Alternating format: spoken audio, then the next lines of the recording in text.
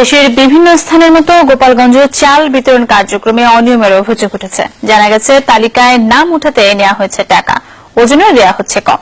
এমনকি হতদরিদ্রদের জায়গায় কার্ডে অন্তর্ভুক্তি করা হচ্ছে সচ্ছলদের।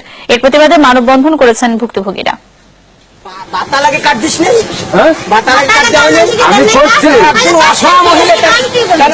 চাল বিতরণ প্রকল্পে করেছে দুর্নীতি, পড়েছে জনরোষের মুখে।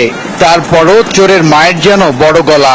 আমি যে কার্ড লিস্ট করছি এটা ইনশাল্লাহ 100% সঠিকভাবে লিস্ট করছি, এবং যারা কার্ড বলে দাবি করতেছে এদের প্রত্যেকের নামে বিধি কার্ড, এই বয়স্ক ভাতা, বিধবা ভাতা আছে। সরকারি এই প্রকল্পে অনিয়মের এমন ছাপ গোপালগঞ্জের বিভিন্ন এলাকায়। জানা গেছে হতদরিদ্রদের বদলে অনেক সামর্থ্যবান পেয়েছেন কার্ড, এমনকি তালিকায় নাম তুলতে দিতে হয়েছে টাকা। মাপেও কম দেওয়ার অভিযোগ আছে ডিলার ও জনপ্রতিনিধিদের বিরুদ্ধে।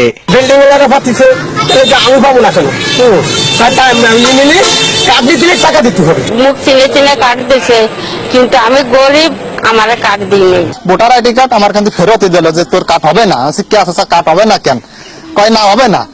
শ্বাসে উনি কোনো কিছু কার্ড নিতে হলে 2500 টাকা লাগবে। এর প্রতিবাদে মানববন্ধন সহ নানা কর্মসূচি পালন করছেন ভুক্তভোগীরা।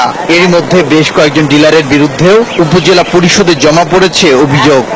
যাদের বিরুদ্ধে এই অভিযোগ পাচ্ছি আমরা তদন্ত করছি, এবং যদি অভিযোগ প্রমাণিত হয় আমরা ওই যারা কার্ড পেয়েছে তাদের কার্ড আমরা বাতিল করব, এবং ওই যারা কার্ড প্রস্তুতকরণে জড়িত ছিল তাদের বিরুদ্ধে কঠোর আইনগত ব্যবস্থা নেব। 42 ডিলারের মাধ্যমে সদর উপজেলার প্রায় 14,000 হতদরিদ্রের মাঝে বিতরণ করা হচ্ছে খাদ্যশস্য। ওবায়দুর রহমান, যমুনা নিউজ।